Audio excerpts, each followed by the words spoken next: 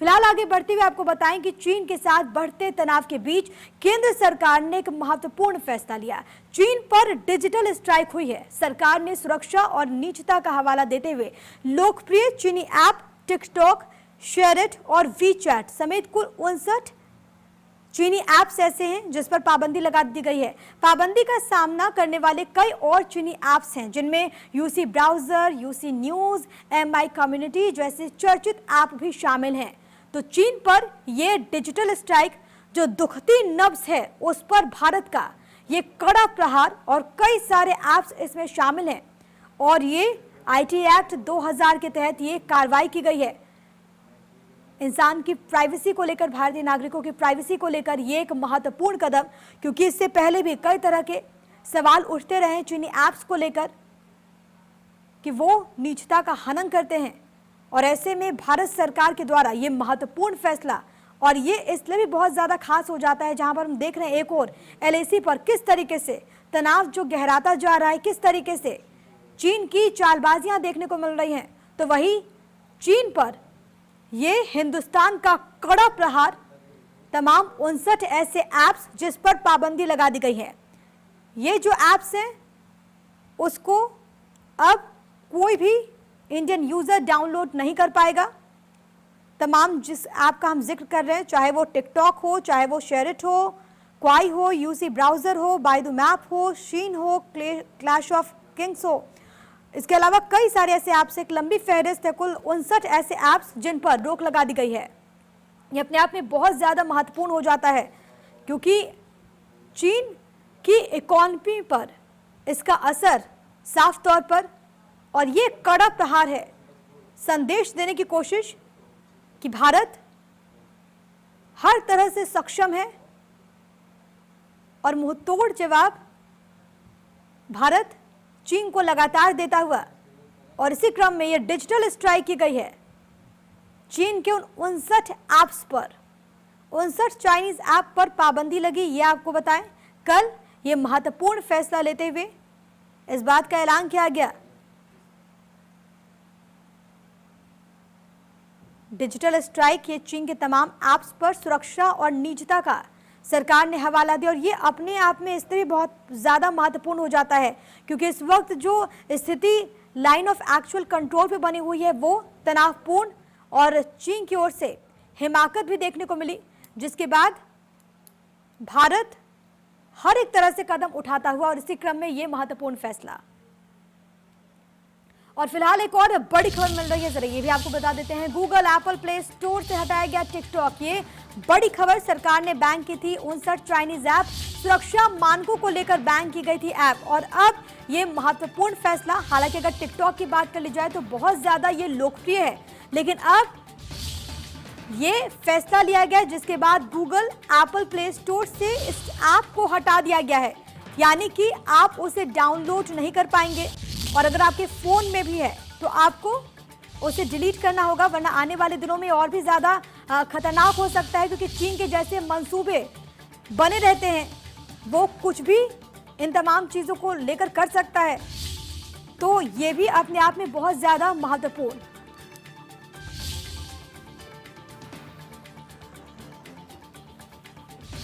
तो गूगल और Apple play store से टिकटॉक को हटा दिया गया है। चीन पर यह कड़ा प्रहार भारत सरकार की ओर से, और ये बहुत ज़्यादा कई मायनों में खास, और जो एक्सपर्ट्स हैं वो इस बात को बताते हैं कि जिस तरीके से इन तमाम ऐप्स को लेकर जो फैसला लिया गया है वो चीन की सबसे दुखती नब्ज पर हमले के बराबर है। इस बीच बातचीत के लिए मेरे साथ मेरे सहयोगी मौजूद है। जतिन गोस्वामी मेरे साथ, मेरे सहयोगी इस वक्त गाजियाबाद से मौजूद है। रवि मेरे साथ, मेरे सहयोगी इस वक्त लखनऊ से मौजूद है।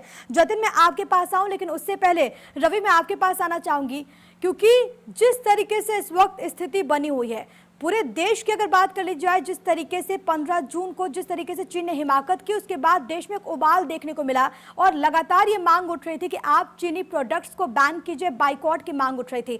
लेकिन अब भारत सरकार के महत्वपूर्ण फैसला, ये कड़ा प्रहार किया गया है, तमाम ऐप्स को बंद किया गया।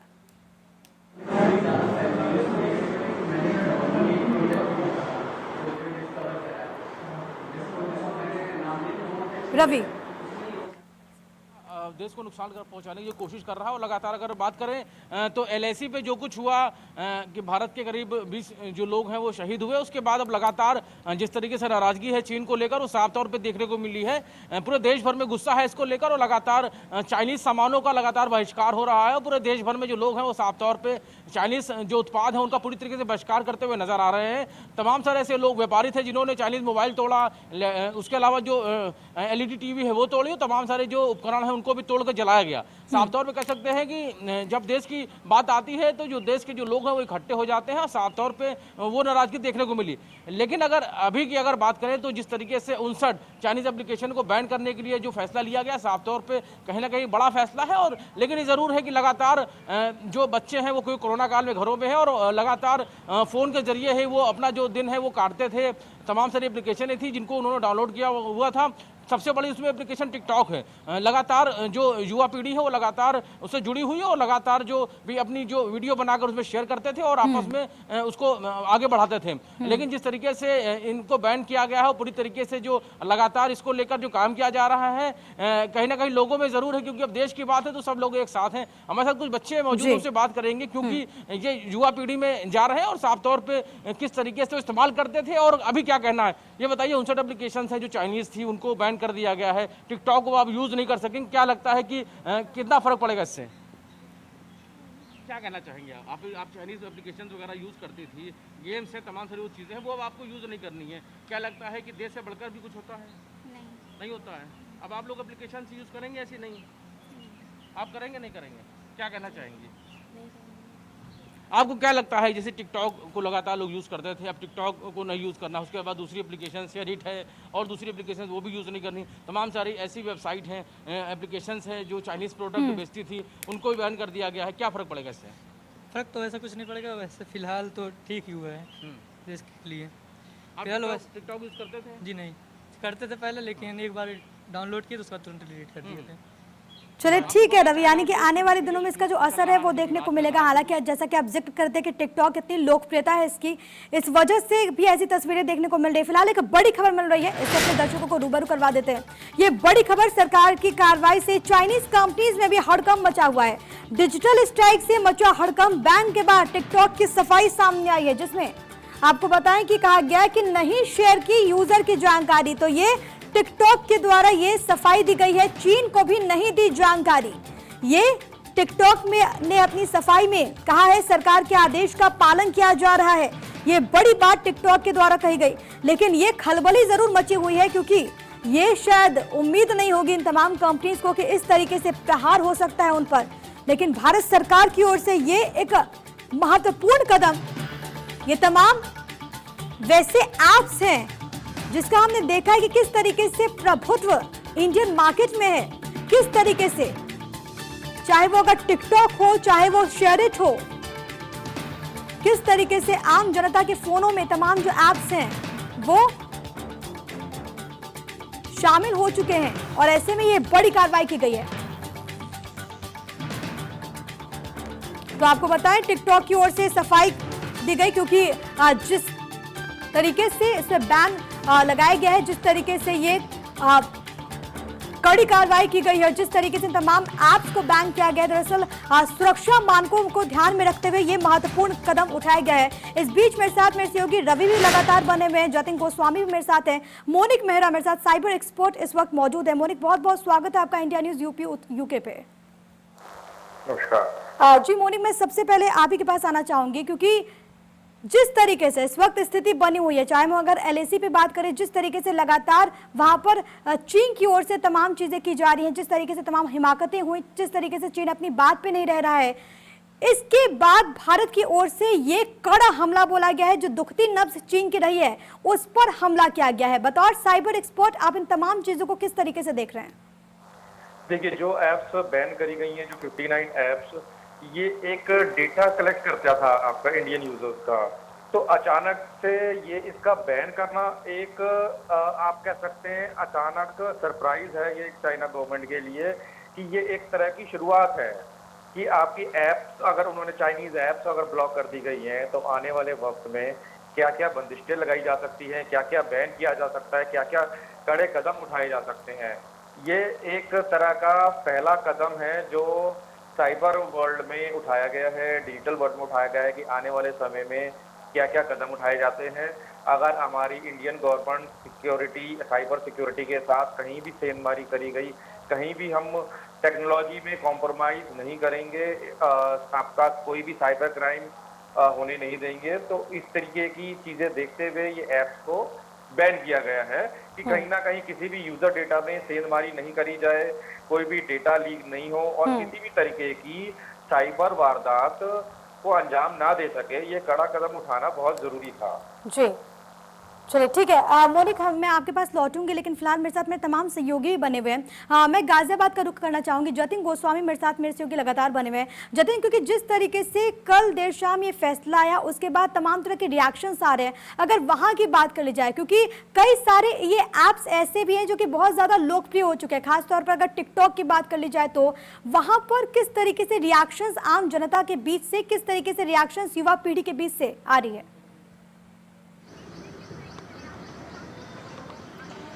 देखिए, क्योंकि सब जानते हैं कि जो ये ऐप्स हैं इनमें ज़्यादातर काफ़ी ज़्यादा फेमस क्योंकि हो चुके हैं, और उनमें सबसे ज़्यादा फेमस टिकटॉक है। टिकटॉक युवा काफ़ी ज़्यादा इस्तेमाल करते हैं, तो उनसे सीधे पूछ लेते हैं। हमारे साथ युवा मौजूद हैं, स्टूडेंट मौजूद हैं। आप बताइए, जिस तरह से ये अब 59 चीनी ऐप्स बैन किए गए हैं, मांग भी हो रही थी कि इन्हें बैन किया जाए, हमारे डेटा चुरा रहे हैं। पहले भी इसमें एडवाइजरी भी आई थी कि ऐसे ऐप्स में जो परमिशन है उन्हें देने में, अलाउ करने में थोड़ा सा बचें। क्या सोचते हैं आप इस पूरे मामले को लेकर? नहीं, मैं सोचता हूँ कि जो भी एक्शन लिया जा रहा है वो सही लिया जा रहा है। डेटा भी कलेक्ट कर रहे हैं और बहुत सारे युवा हमारे गलत डायरेक्शंस में जा रहे हैं जी। अगर कंट्री की बात आती है तो फिर जी। टिकटॉक आप यूज कर रहे थे? हाँ, मैं टिकटॉक यूज कर रहा था। तो अब तो यूज नहीं कर पाएंगे, फिर ऐसा कौन सा ऑप्शन ढूंढेंगे भारत में जो टिकटॉक का आपको ऑप्शन नजर आता हो?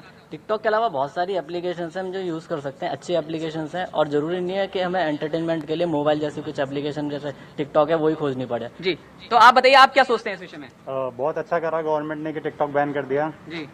और जैसा कि कहते हैं कि अगला वॉर जो होने वाला है वो साइबर वॉर होने वाला है जी। और जिसके पास सबसे ज्यादा डेटा होगा तो वो साइबर अटैक अच्छे से कर पाएगा। जी जी। तो चाइना हमारा डेटा बहुत कंज्यूम कर रहा है, हमारी प्राइवेसी जो हमारी चीजें हैं उन सबको पता है, मतलब कि क्या क्या क्या कर रहा है वो। जी जी।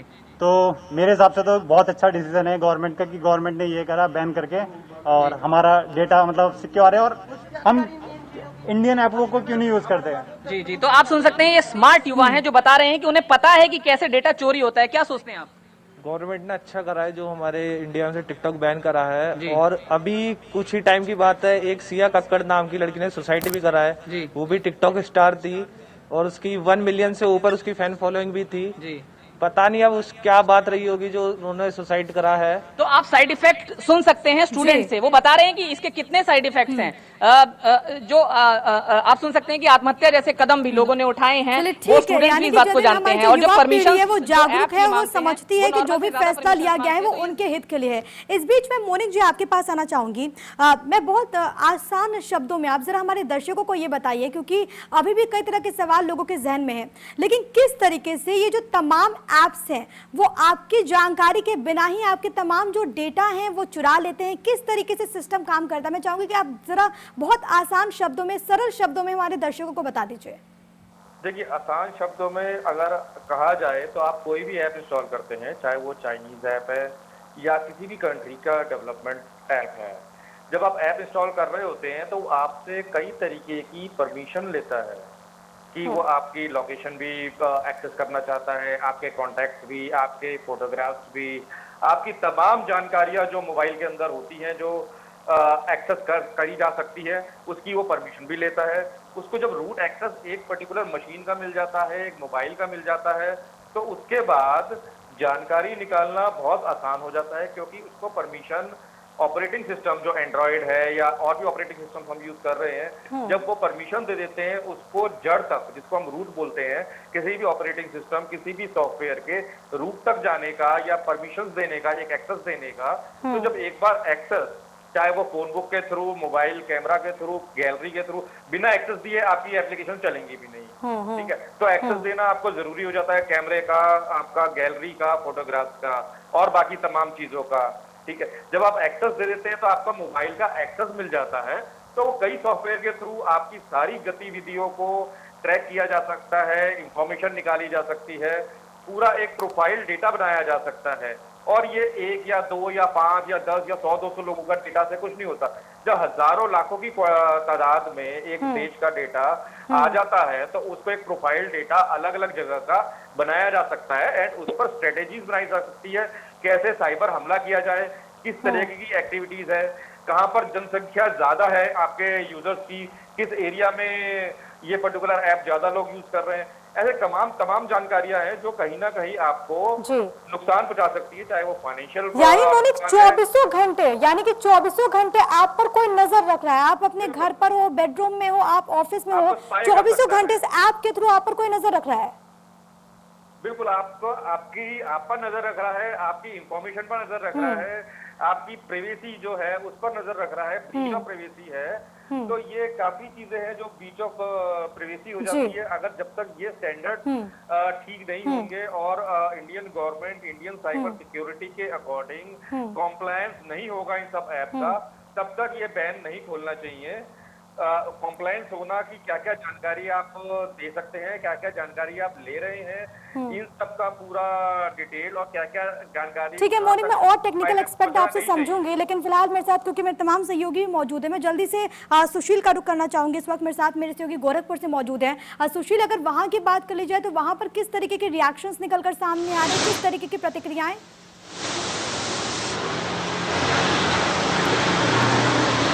बिल्कुल, निश्चित रूप से आपको बता दूं कि जिस तरीके से ये ऐप को बंद किया गया है, तमाम जो युवा हैं वो कुछ युवा तो परेशान है क्योंकि जो टिकटॉक बनाते थे वो तमाम इस तरह से अर्निंग करते थे, उनके लिए एक थोड़ी मुसीबत जरूर खड़ी हुई है।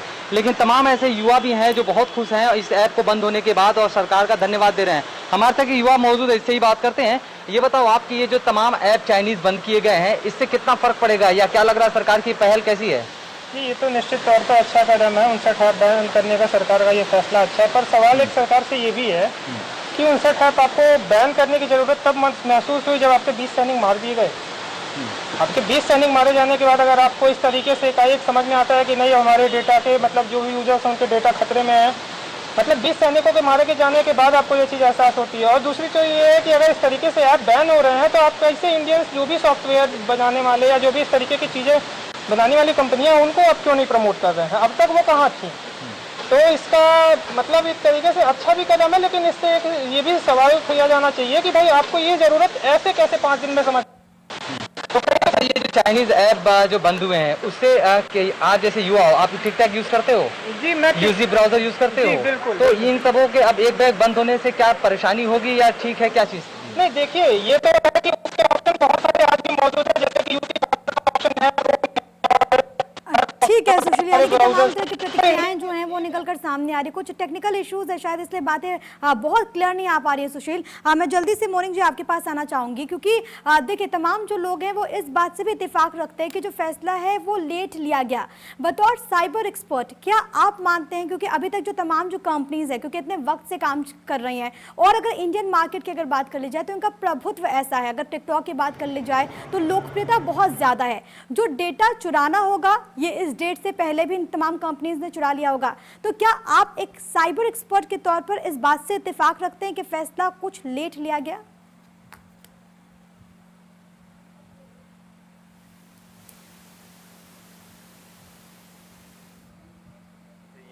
ऐप जो मैक्सिमम है आपकी Indian make, Indian development company की होनी चाहिए। फैसला देर से लिया लेकिन दुरुस्त लिया, सही समय पर लिया। ये आगे और बड़े खतरे आता उससे पहले ही हम आगाह हो गए और ये फैसला ले लिया गया है। तो हमें प्रमोट अपनी इंडियन ऐप करनी चाहिए, चाहे वो चाइनीज ऐप हो या किसी और देश की भी ऐप हो।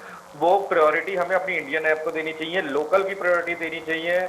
उसमें आपको कई फायदे भी हैं, सिक्योरिटी है, आपकी डेटा सेफ है, प्लस आपको हर तरीके की सपोर्ट लेवल भी मिलेगा आपको अगर लोकल लेवल पर आपका रहेगा ये सारी। हाँ यार मोनिक जी, एक चीज और समझाइए क्योंकि अगर हम बात करें बेसिकली इन तमाम ऐप्स की बात करें तो कई ऐप्स को गूगल स्टोर की अगर बात कर ली जाए या फिर ऐप स्टोर की बात कर ली जाए तो वहां से अगर टिकटॉक की अगर बात कर ली जाए तो उन ऐप्स को हटा दिया गया है, डिलीट कर दिया गया है। लेकिन जिस यूजर के फोन में अभी भी ऐप्स अवेलेबल है वो क्या करे? क्या ऐसा होगा कि वो खुद ही मिट जाएगा या फिर आने वाले दिनों में कुछ उससे भी नुकसान हो सकता है? क्योंकि अगर मान लीजिए कोई यूजर ऐसे हो सकते हैं जिन्होंने इन तमाम ऐप्स को डिलीट नहीं किया होगा, तो उनके लिए कितना नुकसानदायक आने वाले दिनों में साबित हो सकता है? देखिए, अभी ये रिसेंट फैसला लिया गया है और अचानक फैसले के बाद प्ले स्टोर या एप्पल स्टोर से भी ये ऐप हटी नहीं रही थी कि उनको एक ऑफिशियल कंफर्मेशन चाहिए थी इंडियन गवर्नमेंट की। जब ऑर्डर उनको दिया गया तो धीरे धीरे ऐप स्टोर से ये ऐप रिमूव होनी स्टार्ट हो गई। इसी तरीके से जो ऐप ऑलरेडी इंस्टॉल्ड है वो Indian service provider, internet service providers जो है हमारे ISP है, उनसे बातचीत चल रही है, तो उनके लेवल पर उनको ब्लॉक कर दिया जाएगा। जब एक बार वहां से ब्लॉक हो जाएगा आपका इंटरनेट सर्विस प्रोवाइडर के लेवल से, तो ये ऐप चलनी बंद हो जाएंगी। अभी करंट स्टेट में ये ऐप चल रही है, बट आने वाले वक्त में जो government and Indian internet service providers की आपस की बातचीत होती है किस लेवल पर हम लोकल ISP लेवल पर वो ऐप का डोमेन या ऐप को हम ब्लॉक कर सकते हैं, तो वो तकनीकी चीजें हैं, उसको प्रोसेस कर वो ऐप भी बंद करी जा सकती है कि वो चलनी बंद हो जाएंगी। ऐप इंस्टॉल्ड है आपके उसमें, लेकिन जब आप एग्जीक्यूट कर रहे हैं, जब वो कनेक्टिविटी अब हमारे देश से बाहर जा रही है या कहीं ना कहीं हमारे इंटरनेट सर्विस प्रोवाइडर पर ब्लॉक हो रखी है, तो वो आगे चलेगी नहीं, एरर आ जाएगा। जी ठीक है, यानी कि जो हम समझ पा रहे हैं उसके अनुसार आने वाले दिनों में इसमें एरर आ जाएगा क्योंकि इन तमाम ऐप्स को बंद किया गया। अगर लोग अभी भी उसको अपने फ़ोन में रखते हैं तो एक वक्त ऐसा भी आएगा, 1-2 दिन में कुछ ऐसा भी हो सकता है कि वो ऐप्स खुले ही ना, वहाँ पर एरर शो कर जाए। इस बीच में जतिन आपके पास आना चाहूँगी क्योंकि जिस तरीके से इस वक्त LAC पर जो स्थिति बनी हुई है, लगातार बातचीत हो रही है लेकिन बावजूद चीन समझने को तैयार नहीं है, पीछे हटने को तैयार नहीं है। ऐसे में भारत सरकार की ओर से कड़ा प्रहार और कड़ा संदेश देने की कोशिश इस फैसले के बाद।